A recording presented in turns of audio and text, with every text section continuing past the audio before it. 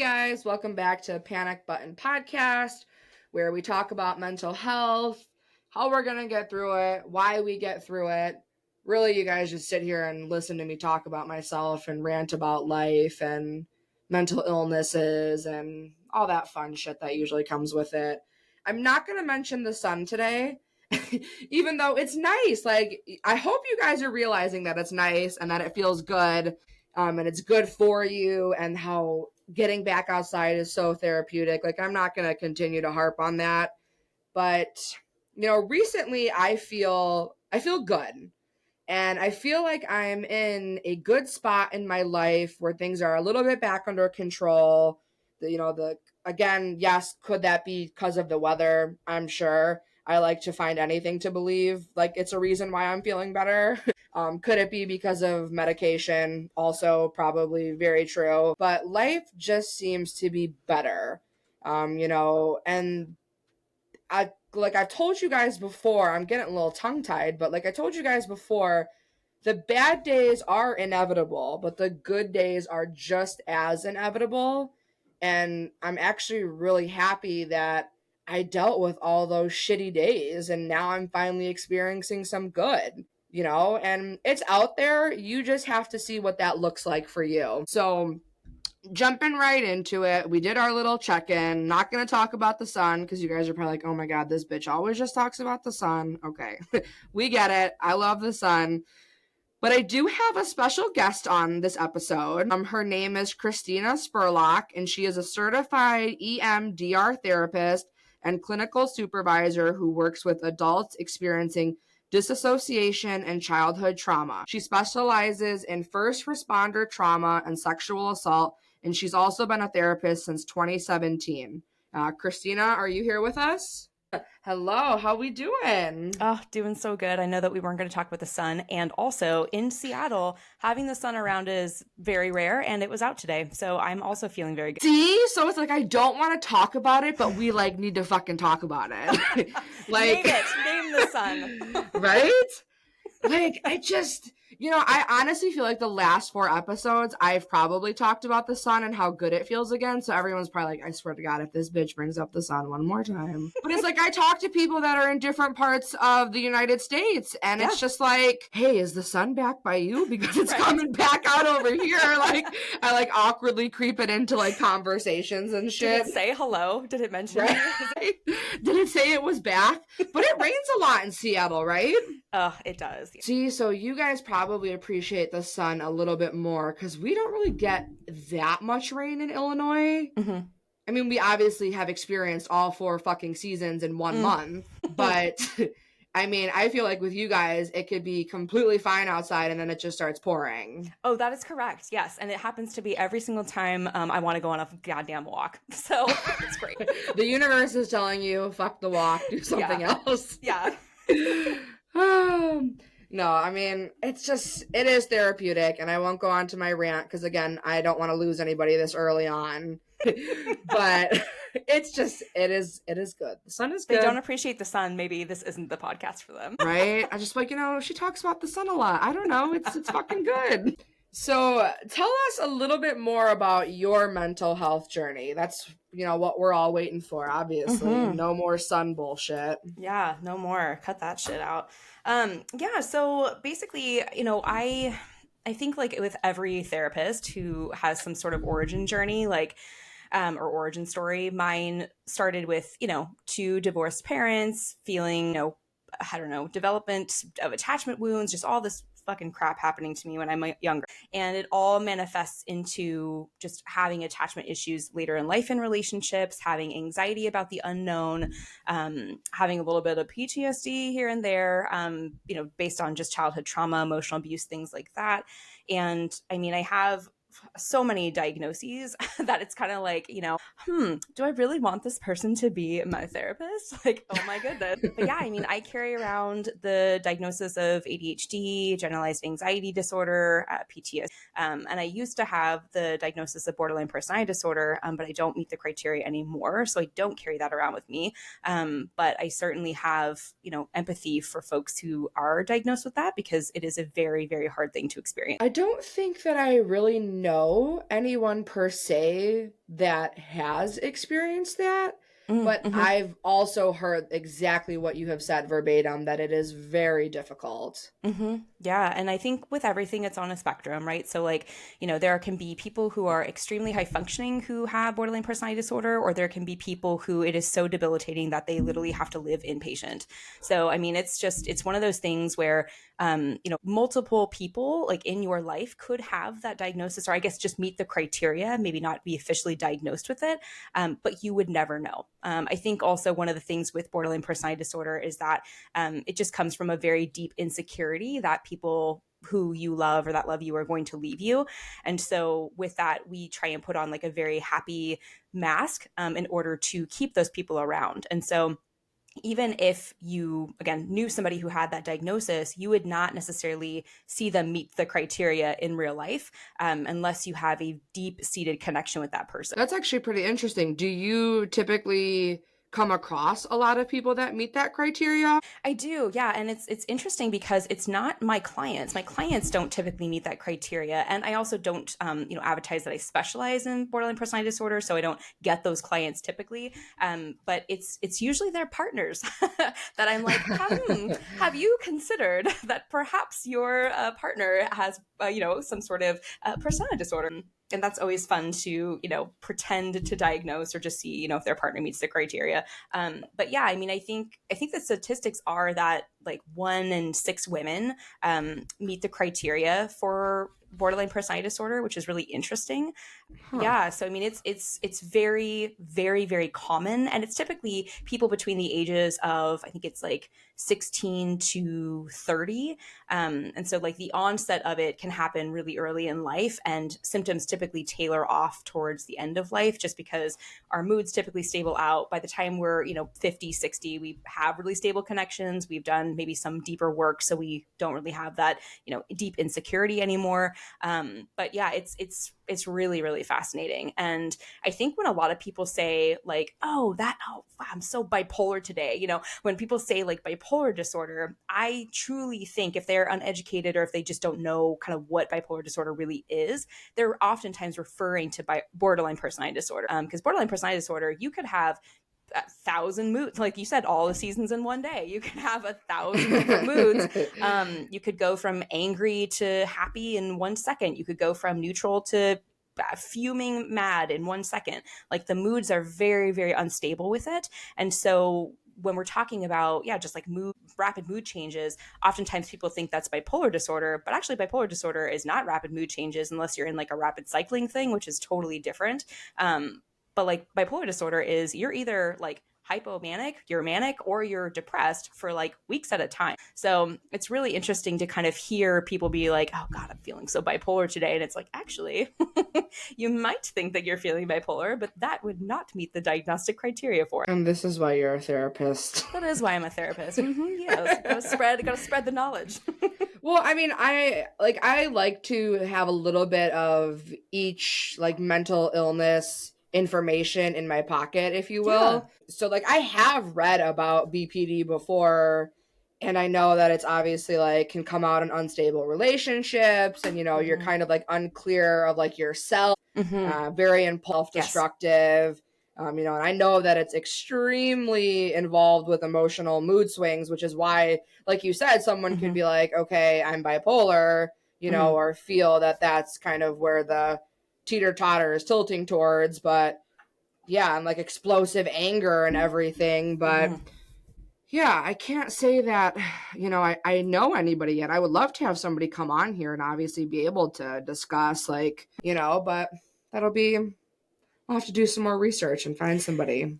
Yeah, well, and I think too, I mean, like there is so much shame around having a borderline personality disorder diagnosis. Like the shame with that is just so much. Like I rarely, if ever, talk about having this diagnosis. And again, I don't meet the criteria now, but that doesn't mean like that I can just forget the fact that I lived the majority of my life thus far with it as a diagnosis, as my primary diagnosis. So, but I mean, like it's it's just one of those things where like, it's just rooted in deep seated insecurity. And so to even label yourself as having borderline personality disorder, like a lot of people would think that that's too much to endure. And so you could probably find somebody who, is on their healing journey, is doing dialectical behavioral therapy, is, kind of in the midst of kind of rounding that corner and getting to know themselves. But if you're looking for somebody who is like deep in the trenches, I don't know if you'd find anyone. Yeah, I know that. That's actually funny that you said that. I know a lot of people that I've spoke with that want to be guests and come on and share their story are usually in that healing phase. I think that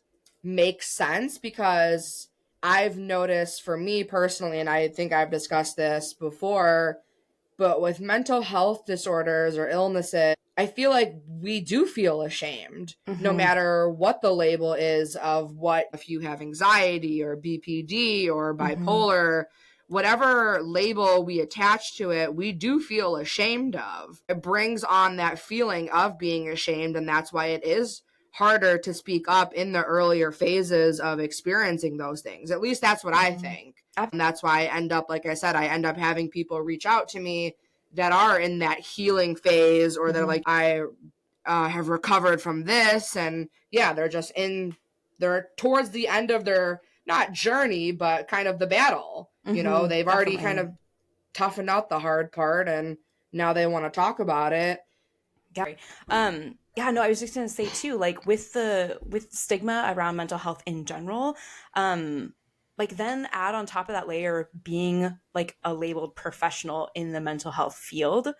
So like, if you, I don't know, yeah, let's say that you have an existing borderline personality disorder diagnosis and you are also a therapist, like you get stigma from both ends. You get stigma from having that diagnosis and also being a therapist who has a mental health diagnosis. So the stigma is really interesting. Yeah. And like before, when you and I have talked, it's just like, it makes me laugh because I mean, it's funny, but it's not funny. And I don't mean this poorly. It's gonna come out bad, I'm sure. But I'm like, fuck, just rip the Band-Aid.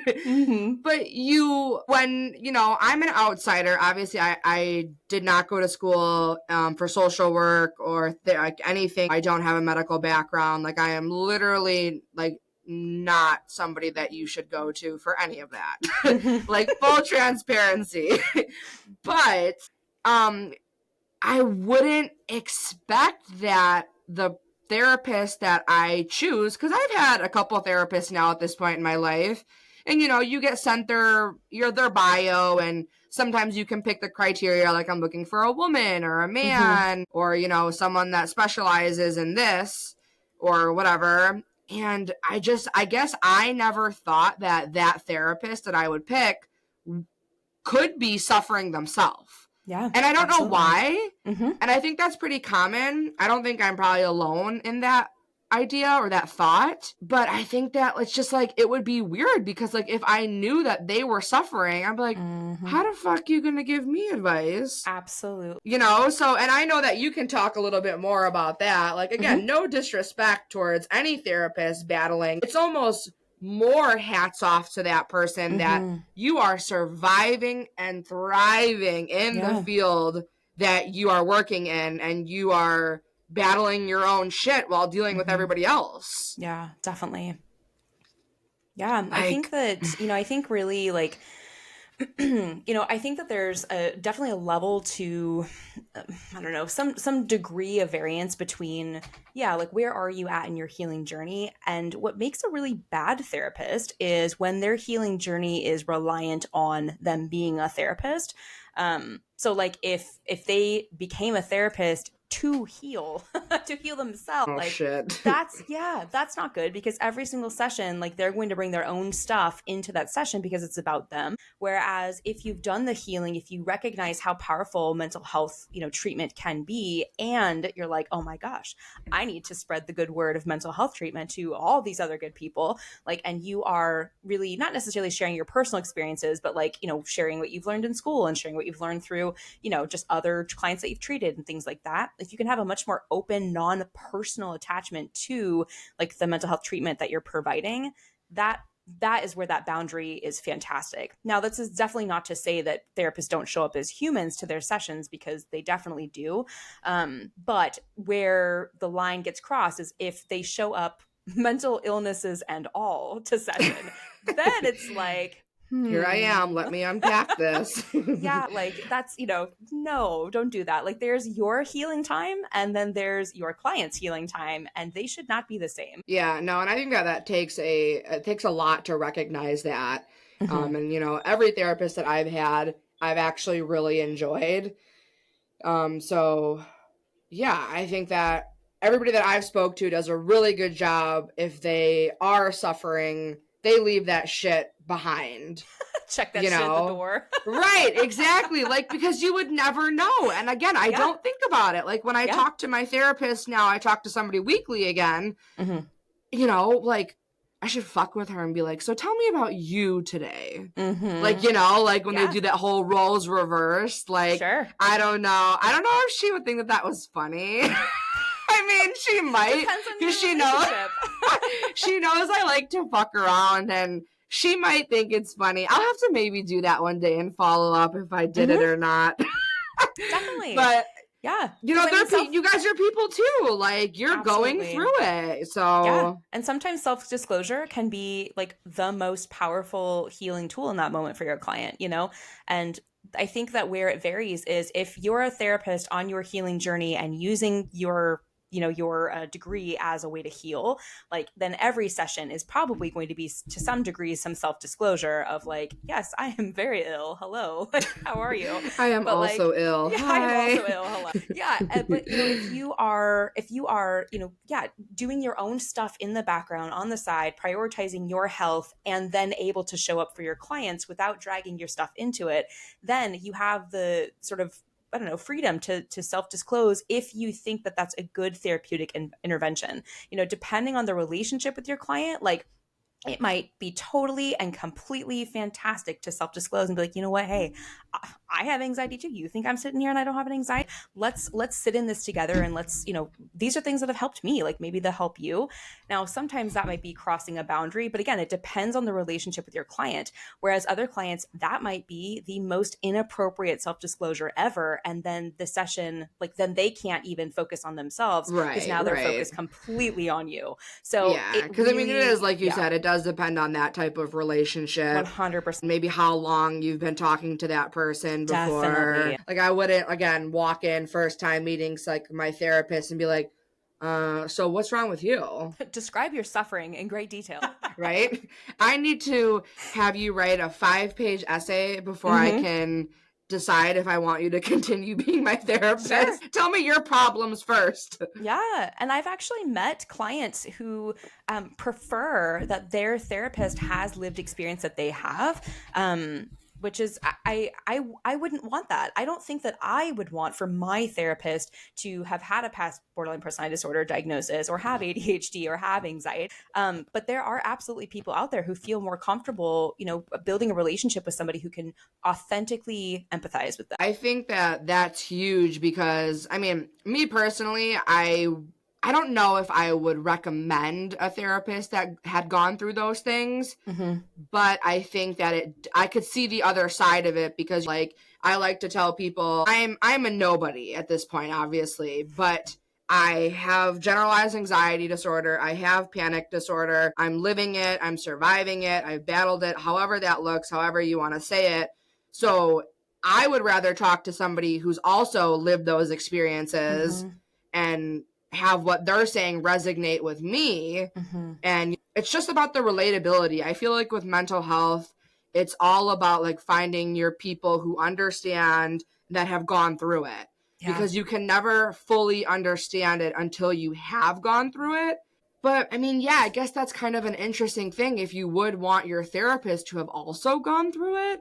Right. I mean, it does make us more relatable, but I mean, I'm going to somebody for professional help, so I might like not want you to be a complete nutcase. Sure, absolutely. You know, like, or get like I need you to be a little bit more sane than me. Thank you. Yeah. And like have your own stuff be triggered. So like I know that there are a lot of therapists who specialize, like their specialty is in their personal experience. So they are, in a therapeutic saying, like they are the savior that they wish they had when they were going through it.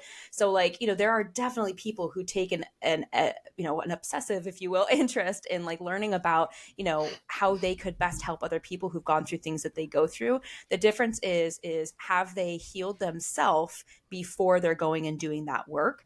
Because if they're just using, again, the therapeutic experience to go and save, quote unquote, save other people who are in their very similar position, that is a recipe for that therapist getting triggered. That is a recipe for that therapist taking things very personally. So like if you're a client and you go to your therapist and you're like, hey, like I really didn't like what we talked about last week, kind of giving the therapist some feedback, that therapist isn't going to be able to take it from a professional boundary state. They're going to take it from a very personal state of like, well, but I'm here to save you and you don't like what I'm doing and blah, blah, blah, blah, blah. So it just gets so messy so quickly. And so, there will be therapists who specialize in the thing that they've gone through, but also there are definitely therapists who specialize in things that, they have the experience working with those populations and understand it from a clinical perspective on how to help. Yeah. And obviously those people add a ton of value as well. Like when you're taking the time to actually learn this and understand it and be able to resonate with somebody that's going through it when you've had no personal experience going through that yourself. Like, yeah, I mean, that's a skill not all of us have. Yeah. Yeah, I mean, it's interesting because we always want to go back to like, this is totally like gonna go back to like you talking about your journey. I know that you had said like your mental health started at like I'm getting tongue tied now. But it had started at a younger age. Oh yeah. Like, at home. And you're not the first person I've spoke with that has said that. So do you mind discussing that a little bit more of how you think our surroundings at a young age can actually impact these things further on? Sure, definitely. Yeah. So, I mean, for me, like I had a dad who had anxiety and probably a lot of ADHD, very undiagnosed. And I had a mom who had a diagnosed bipolar disorder, but also potentially a little bit of narcissism. And so with that combination, I mean, it's a nature and nurture aspect because the nature piece, the biological piece, is that mental health diagnoses can get passed along. And so I was not at a good starting place to begin with, just having both of their genes. Right. Thank you so much. And then the nature or what is it? Nature versus nurture. Yeah. Then the nurture piece was, if you have a mental health diagnosis that is untreated and you either haven't really acknowledged that it exists or that it impacts people or whatever, like that is going to absolutely impact the people around you. And so like the mental health diagnoses, I mean, that, like I'm saying, like environmentally it impacts you because they don't have the tools to take care of themselves. Therefore, they're not going to have the tools to take care of you or understand what you're going through. And there's the genetic component where it gets passed along. So, unfortunately, like if you have a family member who has mental health history, or if you have a long lineage of generational trauma and, a lot of diagnoses, your chances of having a mental health diagnosis later in life are probably pretty high. And that doesn't necessarily mean that you will have one. It just means that you are more, the chances of you developing one are high. Yeah, you basically just hit it on the head because like, you're predisposed. Like you said, you're kind of like, fuck. Yeah. You're both, if both parents are battling, you're kind of like, how do I not battle as well and fall into this? Absolutely. And like if they don't understand emotionally, mentally, physically, like what is going on with them, they are not going to be able to teach you what's going on with you when you start developing those same symptoms. Like if they have not done any introspective work, they're not going to be able to teach you how to have coping skills and stuff like that. And so it was just very much at a very young age, kind of like, okay, well, these are the cards that I'm dealt, and this is great. So I think for me, a lot of it came from parentification. So feeling like at a young age, I had to be the parent, or I had to be the one in charge or the responsible one, just because I felt like to some degree, not always, but to some degree, my parents were incapable of taking care of me and my needs. And also being an only child, I didn't have any siblings to kind of rely on, or to, be like, oh, this is fucking crazy, right? Like, we're crazy. So it was very much like you see these motherfuckers? You see this shit? What is this crap? Yeah, like none of that. So it was very much was me on my own. And I feel like once I learned the term gaslighting, I'm like, that was my entire childhood. Oh shit. Just being gaslit from the time I was born to like, like you're crazy. And I'm like, well, but these are your issues that I'm demonstrating to you. No, they're all you. You did this to yourself. So so I think that just kind of put me in a weird position as I grew older to then develop really dysfunctional relationships with people, not necessarily friends. I mean, maybe friends, but mostly like romantic relationships. And so very early on, I was already in like emotionally abusive relationships. Then that involved a physically abusive relationship. And then kind of when I was in college, is when I had a really, really, really interesting experience in a women's studies class that I was taking called Violence Against Women. And that's kind of when I learned like, oh, like this is what I'm in. This isn't normal. This isn't healthy. The relationship I'm in is so toxic that I can't see that this is unhealthy because it feels like home. This feels natural and normal to me because I'm emulating the relationships that I've seen in my family. And so kind of breaking that cycle when I was in college, that kind of helped me figure out, okay, this is a turning point. This is where I need to do the work, because clearly what I'm used to and what I've, the examples I've been given and all that kind of stuff, the tools, quote unquote, that I've been given to handle life are absolutely not adequate in any capacity. In fact, they are dragging me to the depths of hell. I mean, if you don't mind me asking, do you have a relationship with your parents still? Yeah, I have a good relationship with my dad. We don't talk as often as I would like. We live like an hour or so away from each other, so we don't see each other very often, but the relationship is good. And then with my mom, there has to be a lot of boundaries in place, a lot of boundary. Otherwise, like she very easily triggers like this very hurt inner child piece in me, where again, it's like that gaslit piece of I'm consistently having to prove my story or that I'm right, or, that I'm not crazy or whatever. And so like, there just has to be a lot of boundaries. But yes, I do still speak with both of them. I do still see them and spend time with them, but it absolutely has to be on my terms, and it has to be full of boundaries. Yeah. I mean, and I'm sure you can talk about this a little bit more about setting boundaries, how important that is for your mental health. I mean, just being able to say no, like how powerful that is, because we live in a society that, it's yes, yes, yes. And if Absolutely. You're not saying yes, something is wrong with you, or you're disappointing somebody. And with mental health, I feel like you do need to take a step back and really set the boundaries of being able to say, this is on my terms, putting the control back into your life, because a lot of these mental illnesses take away that control. So we crave that control all the time. At least me personally, I do. Yeah. But I also know I'm a fucking control freak. I have to drive everywhere as well. Yeah. That's a conversation for another episode. But yeah, it's happens. Just like, yeah, like anxiety and these illnesses, they take and take and take, and we try to take everything back. So I think it's so important to set those boundaries, and I'm just kind of curious on like your outlook on actually setting those, because I'm sure that you tell your clients that, and I'm sure like you just said, you've been able to implement those into your own life as well. Yeah. And that's all been very recent. I mean, that's all been since, even after I graduated from my master's program in counseling psychology, like even then I still wasn't setting boundaries within my family because I didn't know that I needed to. It wasn't until like I got into the relationship I'm in now, that I've been in for 5 years, and we just got married last year and all this fun stuff, that it was like a safe relationship where, I saw the relationship he had with his parents, where I'm like, oh my God, your parents like care about you and they ask you how your day is and you want to spend time with them? What is this? Something's wrong here. This is bullshit. I know. And I was just the whole first year of the relationship, I'm like, you got trauma. I'm going to fight it. Nobody doesn't have trauma. Like, there's something. You're full of shit. Like, I'm going to figure it out. Yeah, it was hilarious. He's just like, you're fucking crazy. But yeah, so, I mean, it wasn't until I had like a safe relationship that I then realized, oh, when my parents come into my life, I no longer feel safe. And so what do I need to do in order to set that boundary? And so, like, I don't know if people have talked a lot about like the fawning trauma response. Are you familiar with that, Jen? I'm not. Okay. So there's 4 different types of trauma responses. And of course, they can all overlap. Like, again, everything's on a spectrum. So these aren't like, you know, you are in one trauma response and then that's it. But like there's fight and flight, which everybody knows about. But then there's also freeze and there's fawn.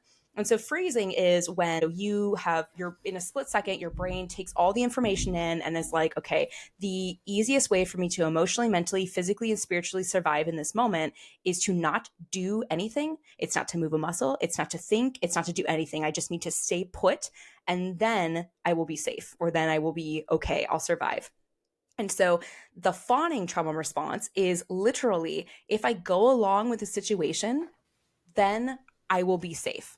If I, you know, just agree to things, or if I just make everything good, if I people please, if I, you know, put on a facade that is like, no, everything's fine. Don't worry about me. Like, everything's good. If I neglect my needs completely and focus on the person or the thing that's causing me to feel unsafe, and I appease that, then that's how I will keep my safety. And so a lot of times, like, clients come to me and they say, like, you know, oh, well, I'm just a people pleaser. I just love, pleasing people. And I'm like, are you sure that you just aren't triggered into a trauma response right now? Because that could definitely be happening. And I think it's not until we really break it down and talk about it that, like, if you feel like you can't say no without there being a deep emotional consequence, if you feel like you need to live your life to cater to other people, if you feel like, you need to put on a mask or, be a chameleon around people in order to feel like, they're going to like you or whatever, those are all symptoms of a fawning trauma response. Now, of course, not saying that masking is a fawning trauma response, but if you're in a fawning trauma response, you sure as shit are masking like your fear, you're masking how you really feel, you're masking everything. And so like that, I think for me, learning about that through, like my personal experience in counseling and things like that, that really helped me to see, oh, no wonder when I'm around certain people, either in past relationships or with my parents, no wonder I am so eager to say yes. No wonder I am so eager to void my boundaries and just kind of do whatever they want to do. It's not because I want to do that. It's because there's a deep-seated fear within me. If I don't do that, bad things are going to happen because they've shown me that before. They've shown me in the past that if I don't say yes, if I don't, agree with them, if I don't do whatever, like they're going to either emotionally abuse me, physically abuse me, mentally abuse me, gaslight me, whatever. And that doesn't feel good. It's a really fawning trauma response is not talked about nearly enough. And when people say, oh, I'm just a people pleaser, again, I have to question that of like, are you though? Like, I don't know about that. Maybe, but it sounds like you're fawning, right? Usually I walk into therapy and I'm like, oh, I fucking hate people. Mm-hmm. So I'm like, but it's interesting that it's very interesting and that's very relatable. And I'm sure a ton of people probably just had their aha moment and felt very like understood. Because I mean, it's good to understand the reasoning behind the action. Absolutely. And sometimes it's hard for us to understand that. One, we either don't want to, or two, we don't have the tools to do so, like you said. Definitely. For me, fight and flight, like I'm a fucking frequent flyer. So like, that's me. Like, I am on board all the time for that. Like, and I don't think that it stems back to anything though, personally. I just think that with my generalized anxiety disorder, and obviously I do battle panic disorder, and I mean, panic disorder, you literally just panic for no reason. It could just be Tuesday and you're just like, holy shit. It's the hardest thing to explain to people because like, what do you mean nothing is wrong? But I'm like, see you later. Like, I gotta go. I gotta get out of this. So yeah, frequent flyer over here. But yeah. And again, just because you experienced, the freeze or the fawning or the flight or whatever, just because you experience those doesn't necessarily mean that you're always in that state. There are definitely therapists out there who will say, once you've been traumatized and if you don't process that, you're constantly in that state. I very much view it as, you are in that state when you need to because it's a survival mechanism. And so like for you, it might not be until you realize, oh crap, I don't know where the exit is, or until you're like, oh my God, I can't control these other drivers around me. Holy shit. Like it might not be until it registers with your brain of like, oh my God, we got to get the fuck out of here, that then like some sort of trauma response kicks in. And again, it doesn't have to be based in a trauma, but just labeling it like this is a trauma response, meaning that your body and your brain have taken in all the information it possibly can in like a microsecond and have deemed that this response is your only way to survive a situation. Yeah. Yeah. And it's just like, it's funny you said like an exit plan. And I don't know if this is where you were going with this, but my partner can talk about this all the time. So I'm the asshole that like doesn't like to go to the movie theater because I think that like something bad is going to happen. Yeah. For whatever reason. It is what it is. We all have our own things that we've seen on the news that are like, burned into our memory. Absolutely. So I like, I've never admitted this to anybody but my partner. So this is pretty deep, but whenever you can like pick your seat, I pick the closest seat next to the exit.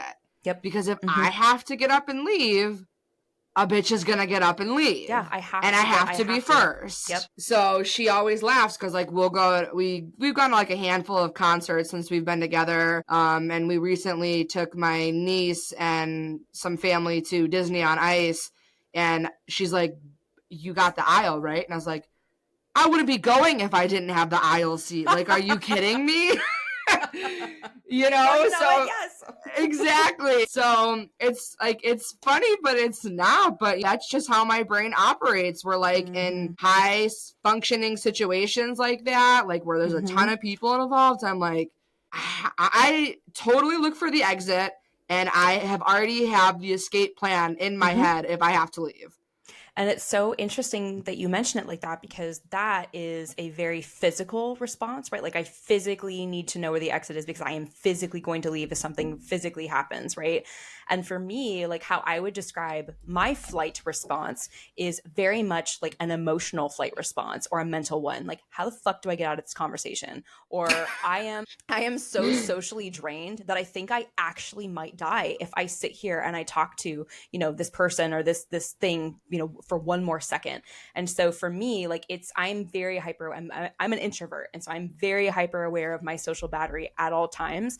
And so for me, when my flight response kicks in is when I feel like if I stay here any longer, I might actually go insane. Like I might not be able to filter myself. I might not be able to, actually take care of myself when I get home. I need to get out of here. And so for me, my flight response is, I guess, emotionally looking for the exit, where it's like, oh no, oh shoot, look at the time. Like I gotta get the fuck out of here. See you later. Like, or like, oh man, like, yeah, no, I already have plans. I have to go. So, for me, my aversion of a flight response for me is very much triggered by social interactions rather than like physical danger. Yeah, I think I do that too. So I feel like I'm just a lost cause at this point. Cause when you were like yeah, well again, frequent flyer, like we're in it. Like I'm driving I was just saying I'm driving the bus, but we're on a plane. So no, I'm flying that motherfucker, but the magic school bus. Right? I'm in somebody's stomach right now. Yeah. Flew in through your nostril. Hold on to your seatbelts, kid, right? The exit, that's a butt. We're going. All right, we're just going straight through. We have to.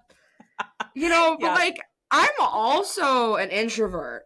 And I think that's probably like a common thing with a lot of mental illness, like that you kind of develop that little bit of that introvertness, if you want to say introvertness. I don't know if that's even a word. Yeah. Do you think that that's pretty much like something that you see where it's like weird if somebody is like a total extrovert that like battles anxiety or any other type of mental illness, that they're like totally out there? Because I don't think I ever have yet. Yeah, I actually have quite a few clients, or I've met with quite a few clients. Don't have them currently, but yeah, I have quite a few clients who they have a diagnosis of anxiety, and they are an extrovert. They get anxious when they cannot go spend time with people. And like, that is not, I am like, I literally don't understand what you're saying, but that's my personal experience playing in, right? Like on a psychological level, on a knowledge level, I completely understand. Like, if your energy, if your internal energy and drive get charged by being around people who make you happy, or just being around people and movement and, just stimulated in a different way, that is what you need. But if you are like me, or you, Jess, where it's, no, I need to be under the like a mountain in of the room. right? I need to be under a mountain of blankets, like sipping tea for at least 5 hours. Like, leave me the fuck alone. I need to recharge. Like, that is our way of recharging. And it's so interesting because, like, I've actually heard a lot of therapists say that they are introverts, which always surprises me. I mean, I am one, but it always surprises me that, like, we have such an extroverted job of talking to people all the fucking time. And so it's just really interesting to kind of hear that and see that juxtaposition of, yes, I don't like going out and being in big crowds. I don't like all that stuff. And I don't feel drained when I do my job, even though I am around people. Yeah, I mean, I think that makes sense, though, that a lot of therapists or people that work in the field would be introverts, because you have to have like a balance. Mm-hmm. Yeah. Like, for my job, I could talk to up to 100 people a day. Mm-hmm. It's all over the phone, so nothing in person, because in person would be too much. But I talk to about 100 people a day or so, and then my partner comes home and we sit on the couch and just like don't say a word to each other, and that's like peace. Yes. Mm-hmm. So I think for you guys specifically, like being a therapist, and like that is your, like you said, your primary focus, that is your job day in and day out. Of course you would be an introvert almost, because you need that balance. Yeah. Because if you went home and like you still continue to like therapize, or however you want to say it, like that would be exhausting. Like, you need that balance. Well, yeah, and then it begs the question, which came first? Was I an introvert before I was a therapist, or did being a therapist make me an introvert? Oh, that's good. I never thought about that. Because I have been an introvert my entire life. Like, I love hanging out with people for very short periods of time. If I know that there is an end in sight, I am so for it. I am so down, especially if the event is happening somewhere else and not my home, where I can just leave whenever I want. Oh my God, invite me. I would love to come and spend 45 minutes there. Like, absolutely. That sounds great.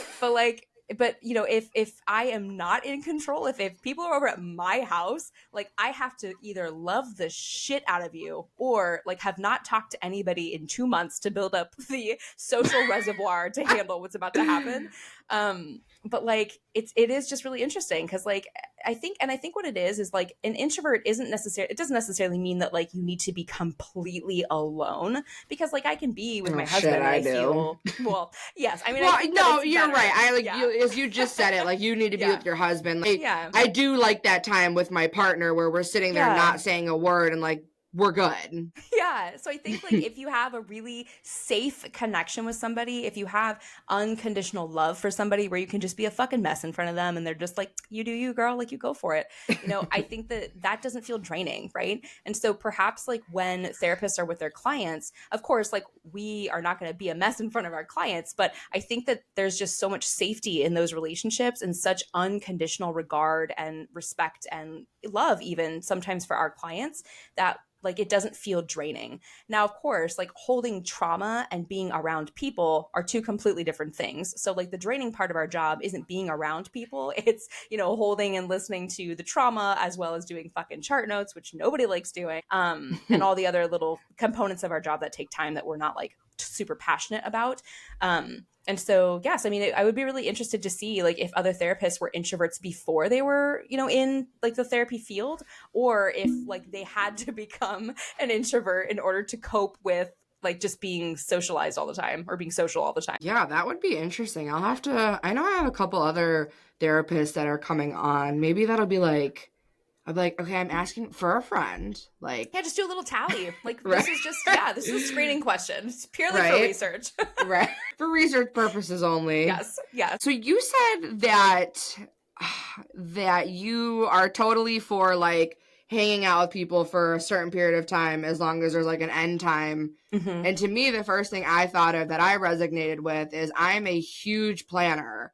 Yeah. If there's not a plan, I'm not going. And my Yes. partner knows that, and she doesn't like it because she's like, sometimes she likes it and sometimes she doesn't. So, but some people don't like that. They're like, why the hell do you always have to have a plan? Are you the same way then? Because like you have to know when you can leave? Yes. Yes. So absolutely. It's totally person dependent as well. So like, I have, what I really, really love about my like little tiny, beautiful, wonderful friend group is that we take, I think like a day out of every 1 or 2 months, whether it's a weekday, a weekend, doesn't matter. Like we have it pre-scheduled on our calendar and that we just like do whatever we want together that day. And so for those days when I'm with people who, again, I unconditionally love, I have such a good time with no matter what we do, I don't necessarily need structure for those days. It's like, nope, it's on my calendar. That's all the planning that I need. I don't give a shit what we do. It's going to be fun. Like, it doesn't matter. But if it's like, absolutely, if it's like some other sort of like acquaintance or, a friend of a friend or a friend that you haven't seen in a while and you don't really know how it's going to go. Like, are they weird? Has time made them strange? I don't want to spend time with weird people, like, and of course, weird people are awesome. But if they're too weird, no, thank you. But like, if those situations arise and they are like, oh yeah, no, oh great. Like you're here, let's go grab coffee. And there hasn't been a moment for me to prepare mentally and emotionally for this interaction, I'm so out. Goodbye. No way. So, and I used to work at a hospital setting where I love my old coworkers because I no longer work at that hospital, but like love with a passion my coworkers, love them so much. And also, if they ever asked me out for like happy hour or to go do something after work and it was that day, my answer would always be no. And it's not because I hate them. It's not because I don't enjoy spending time with them. It's because it's like, no. My plan for today is I charged my social battery to last until 6 p.m. when I am off work, and then I am done with socializing. Then that is when I get in my car and I zone out. I don't even listen to music, and then I go home and I just relax. So like, yes, I think that, yeah, it just depends on the relationship, but absolutely, I'm definitely a planner for sure. I think I want to make a t-shirt that says my social battery lasts 6 hours. Yes, absolutely. I mean, because that would help a lot of conversations. And then maybe add underneath, and I'm already halfway done or something. Yeah, we're already at 5 hours. Yeah. Like, I only have an hour left. Make this quick. No, I'm the same way. I don't know why I'm so plan orientated. I think like my family is pretty chill and we do a lot of stuff together. Very, very family orientated person. But I just always have to have a plan. And like if something comes off that plan or like does not go as planned, oh, that's a huge trigger for me. Yeah. Like, yeah, and I don't know why. Like, I don't know if anybody else, again, feel free to like comment or something. If anyone else has ever felt like the anxiety, because I'm going to blame anxiety because I like to blame a lot of shit on anxiety because what else? I don't want to say that it's my fault. It's not. It's that asshole anxiety, I mean, you're not totally wrong. I mean, anxiety comes from a need to control or a need to feel like we have power. So like when we are feeling helpless, we have anxiety. When we're feeling hopeless, we have depression. And so, and of course, this is totally like a generalization. Like if you're feeling helpless right now, you don't have anxiety. Like this is not an official diagnosis, but like when it comes to like, yeah, having anxiety, that absolutely comes from just feeling like everything is so uncertain and I don't have control over this. And so I need to focus on what I have control over. Otherwise my anxiety is just going to spiral, or I need to focus on things that make me feel like I, have power over the decision or what's happening. Otherwise my anxiety or my panic is going to spiral. And so, yeah, I mean, we can blame the asshole anxiety. Like, fuck you. Why you got to do this to us? That'll be the next shirt. Besides the social battery, 6 hours, it's going to be that asshole anxiety. Yeah. And then underneath it in really small print, and I am not my diagnosis. Yes. So it's not my fault. Yes, right. Yes, I like it. See, you get it. We got this. Yeah, absolutely. And like, I've noticed that and this might not be safe, and I understand that, like, I'm not going to say anything crazy, but like, I have had a panic attack while driving, but it's helped me get over the panic attack quicker. Sure. Because you're in control of like the vehicle. And people might be like, that's batshit crazy. That is not safe. You should have pulled over. I mean, you're not wrong. I should have. But I just have noticed that, excuse me, that is like the control factor that comes back into it. Like you said, I mean, I have to drive everywhere. Like my partner, she'll be like, can we take my car? I'm like, yeah, if I drive. Like, yeah, we can physically take your car, but I'm driving, you know? So it's weird to know that like something as simple as driving has been able to like make me feel better when I'm feeling like those anxious, panicky thoughts. Definitely. Yeah. I and should again, probably it depends. find something else. It probably is not good to drive while you're panicking, but Well, I mean, it depends on the severity, right? So like if you know yourself well enough to know like, oh my God, like I'm having a panic attack right now. And again, having a panic attack is one of the most helpless feelings you could possibly have because it's just a physical thing that manifests. it is and like it's like bottom barrel bullshit. yes. Yeah. It's like Oh, what I am like I that having one a heart too. attack? I'm gonna write that down. I love it. These are just great ideas that you're coming up with. I love it. We're out of t-shirts by the end of this. Or bumper stickers or something. Excuse my driving. I'm on my bottom barrel bullshit. Excuse me. And my social battery only has an hour left. I gotta get home. Yeah, exactly. Yeah, but like, I mean, if you are experiencing a panic attack, like, if you know yourself well enough to know, like, okay, this is it. Like, this is the big one. Okay, then absolutely. Like, if you need to pull over, like, definitely do that. And if you're recognizing that what helps your panic attack, like what helps you cope with it or move through it, is identifying things that you have control over, and one of those things is driving, then, I mean, yeah, it might limit the panic attack or the panic experience that you have, and it might be okay. So it is hard to know, again, what is safe, what is all those things in the moment, especially when panic comes up.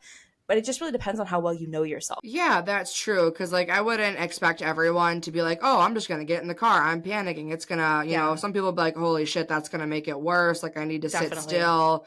And for me, I've always noticed that my panic attacks are worse when they're at night because the limit of distractions. Like I've gotten woken up before by a panic attack, or I got up too quick and it triggered a panic attack, or something along those lines, and it's the middle of the night, 1-2 o'clock in the morning, and those are 10 out of 10 the worst panic attacks that I have ever experienced. Because I don't have those distractions that you have throughout the day to be able to get you out of it as quickly. So I feel even more helpless sitting there. Like, usually what I'll do is I'll go sit in my living room and just sit on the couch and get an ice pack or something. And I feel like when it's at nighttime, again, with the lack of distractions, it makes the panic attack like 12 times worse. Definitely. So yeah, it is good that I have been able to recognize that, like, hey, if it's during the day or if it happens while I'm driving, like, that's a positive for me. As weird as that might sound. But that's like a good situation for me because I'm taking back that control that I think that I'm gonna lose. Absolutely. Yeah. And especially, God, what I fucking hate about panic attacks is like, if you know that your panic attacks are worse during like a certain time of day or when certain triggers happen or whatever, then when those things happen, that alone, just knowing that your panic is worse around X, whatever's happening, can trigger a fucking panic attack. Like, it's this negative feedback loop of I'm panicking because I'm gonna panic. It's too panic. It's horrible. And so, if you have learned, right, like when I drove and I had a panic attack, it wasn't as bad, or I was able to kind of like, make it kind of go away. Then when you drive and if you do have a panic attack again, that information can come in and say, oh, but remember the last time that we drove? We were fine. We survived it. We were totally fine. And actually that might make the panic like less intense. So it's, panic is so interesting. It's so terrible though. Yeah, like, I don't know a lot of people that I've spoke to yet that suffer from panic disorder. And it's very hard to explain because it doesn't make sense. Yeah. It doesn't make sense for the person going through it as well, let alone those trying to understand it.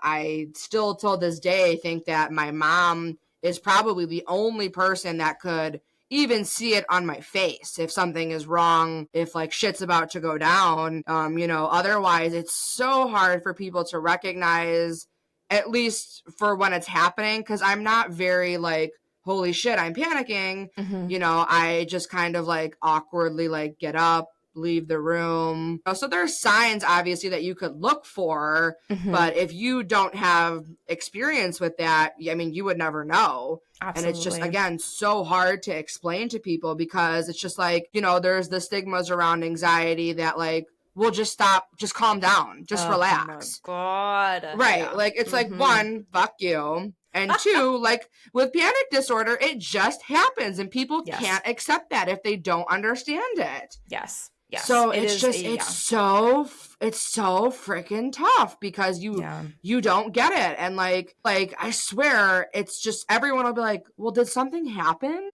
Yeah, I'm just here fucking panicking. I'm like, existing. that's what happened. I'm existing. I'm existing. That's why. Yeah, it's not fun.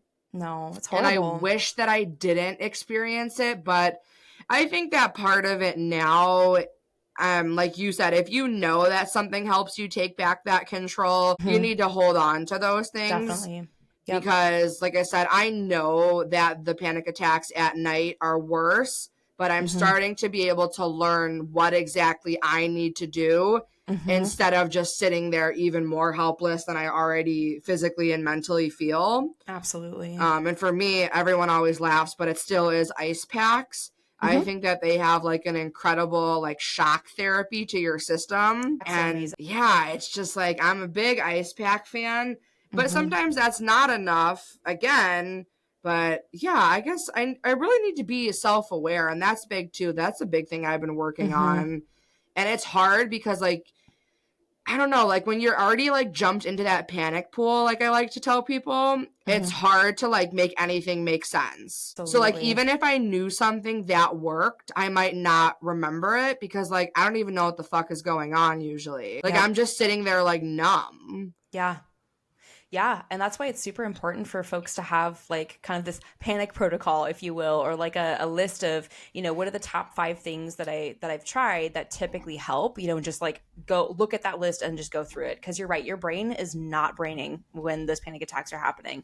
Your brain is focusing solely on, holy shit, what's going on? I feel like we're going to die. What can I do? It's kind of like that, just running, like the image of, you know, little people in your brain running around because your brain is on fire, trying to figure out like, what the hell are we supposed to do right now? Yeah. And so like having some sort of like list of, you know, what are some things that help? Okay, so ice pack, check, did that, doesn't do anything. Okay, what about, you know, going up and like running or walking around? I don't know. Whatever typically helps you. Girl, or, like, I ain't gonna things. run you for that. So get some Legos, right? Have a someone paid attention to me finally. But yeah, I mean, I think, you know, and again, like with Legos, what's so wonderful about that is the fact that you get to actually build something. And so you are in control of every part of the process. You are in control of what piece of Lego you pick out, what color, where it goes, how it snaps together. If you don't like it, you can take it apart. Nothing's permanent. So like Legos are a fantastic resource for people who have anxiety or just control issues in general. Like Legos are phenomenal. Building anything, crafts. So I am the poster child for Lego. You are. Yeah, Lego. Sign this woman up. She would be perfect. Right? I'm trying. It's the goal. Like that is this, you know what? I take back. I don't want to help anybody mentally ill anymore. I don't want to. The goal is Lego, people. Like, I don't want to share my experiences. I want to build Legos because, again, these panic attacks are getting fucking expensive. Yeah. This is now the Lego podcast. Right. This is just the whole bus just turned around. What did we say? Magic school bus. We're turning back around, going through the other way. Like, oh my God. God, that is so true. Like, yeah. But I wrote down while you were talking another t-shirt idea, by the way. Oh, good. What's your panic protocol? I like that.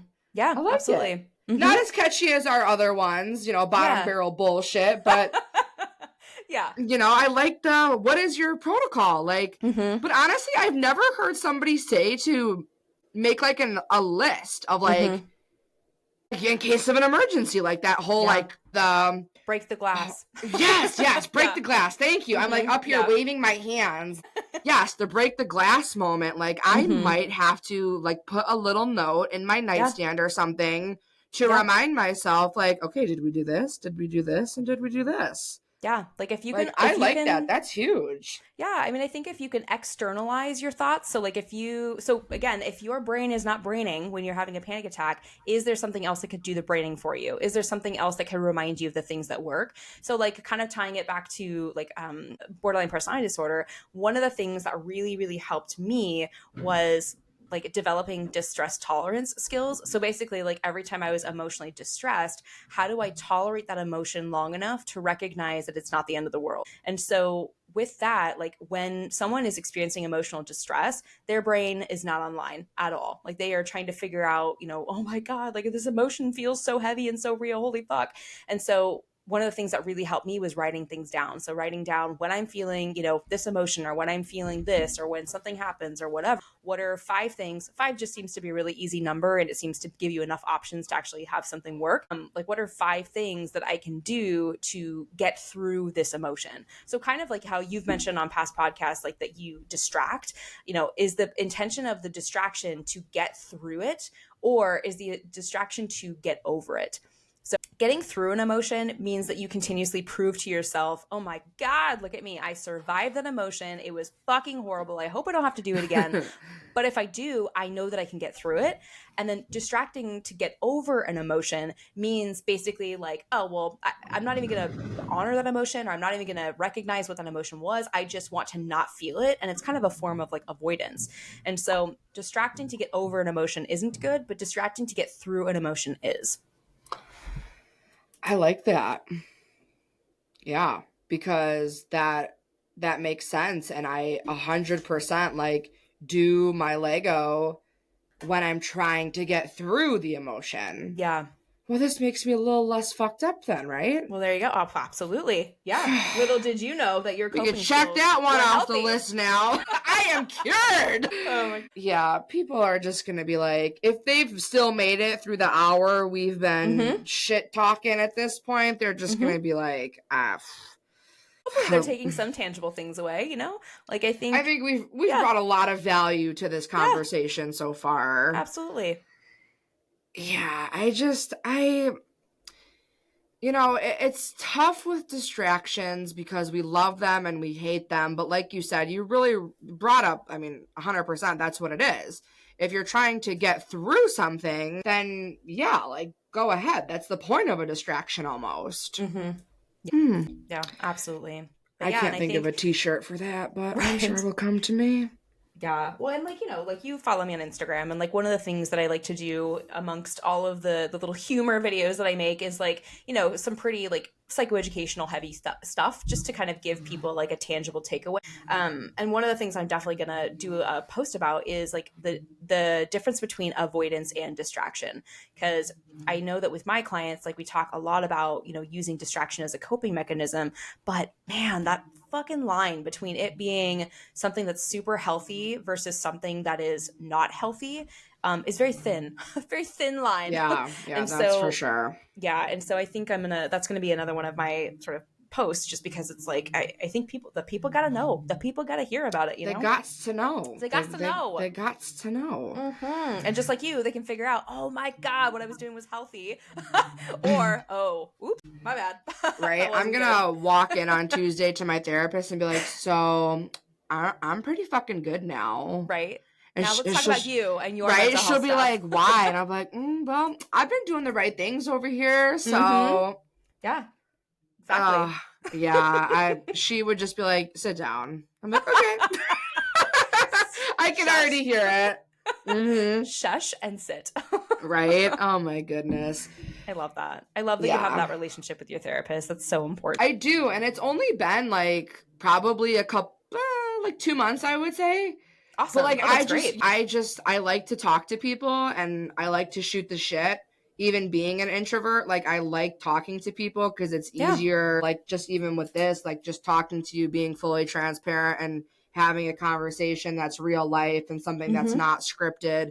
I take that same attitude into going into therapy, like that rawness, that like, this is who I am. Like I am the person where you see walks into the room and the gal who like puts all of her shit in her purse on the floor.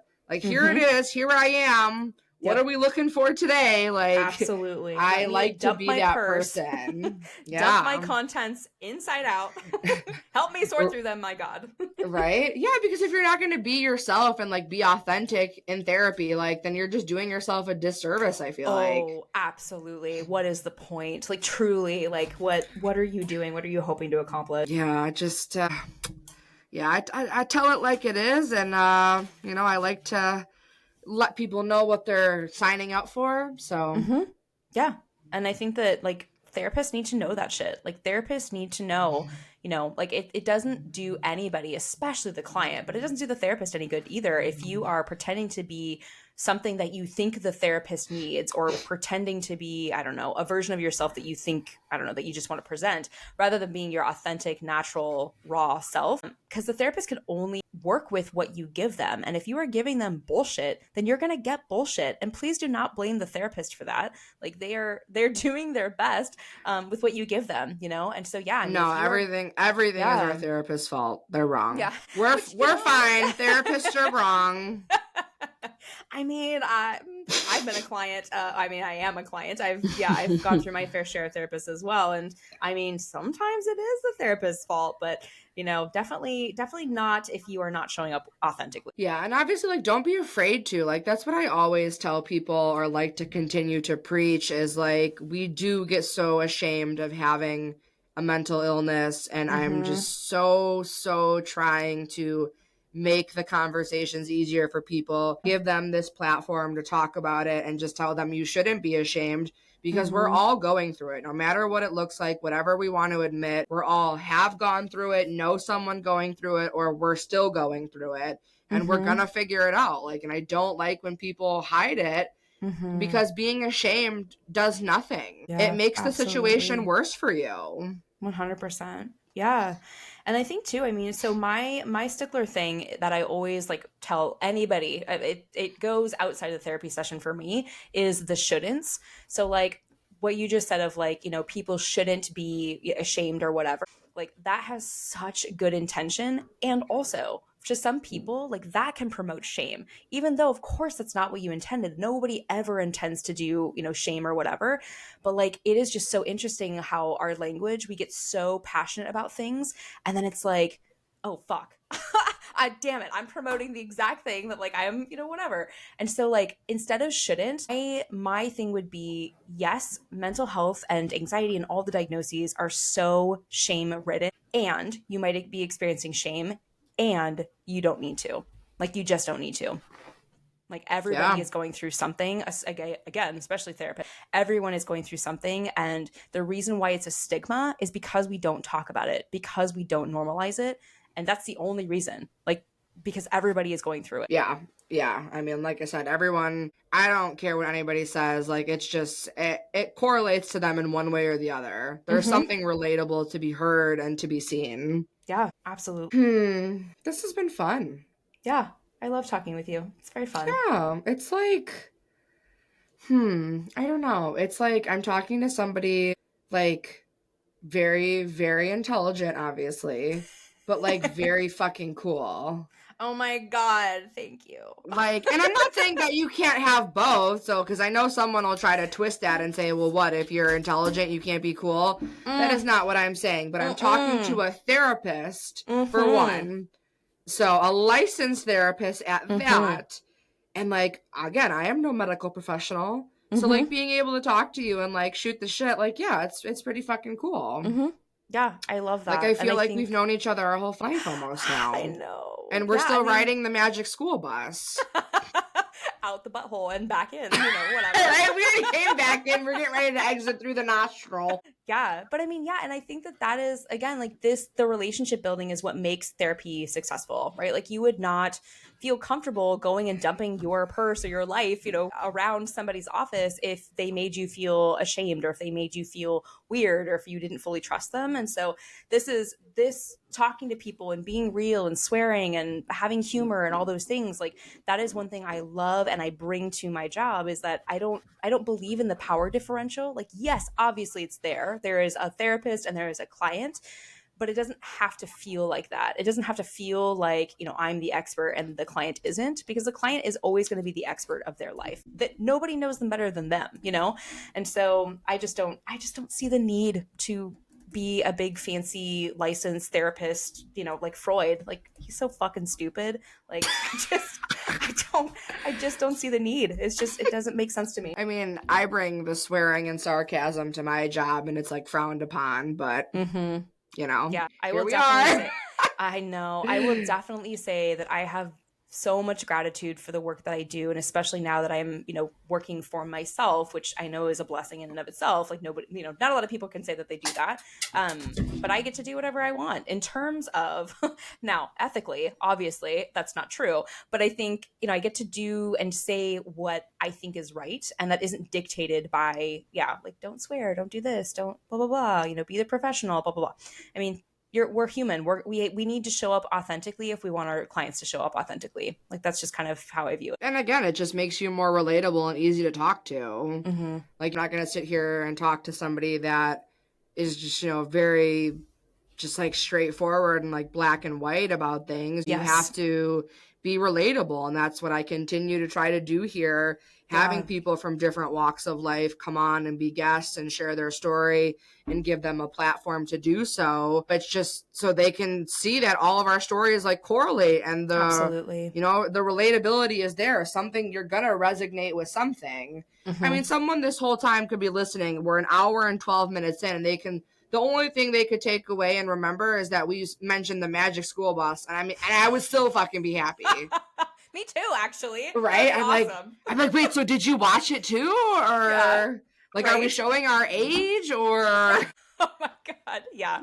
Oh my God. Yeah, exactly. Yeah, I love it. No, I definitely appreciate you coming on here. It's been super fun, super transparent. I mean, you are an incredible resource in this community. Where can my followers find you on social media? Don't find me. I'm an introvert. No, I'm kidding.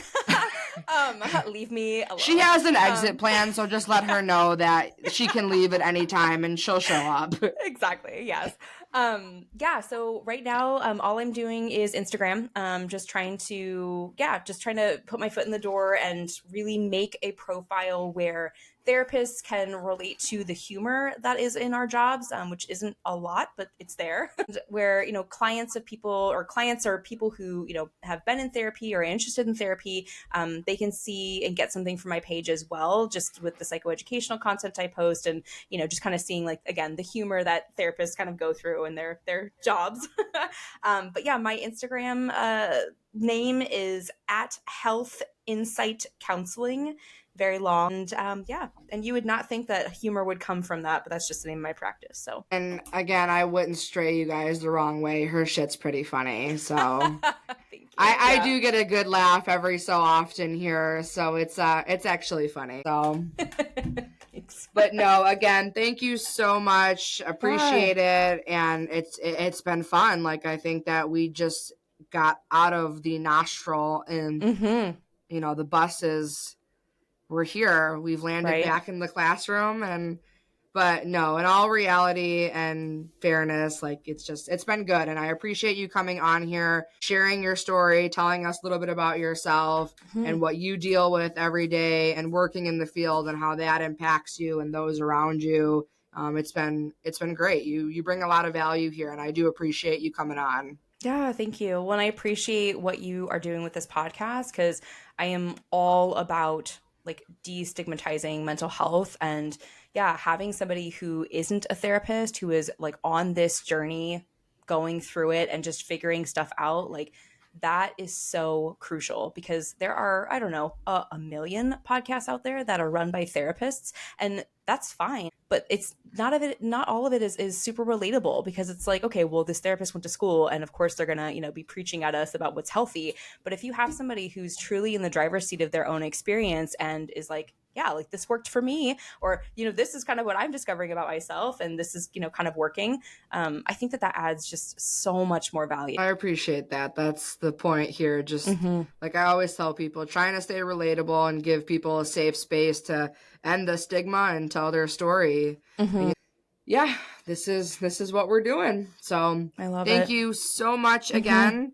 And how I always end these, we're not going to push that panic button. We're going to figure it out. Let's do Thanks, it. guys.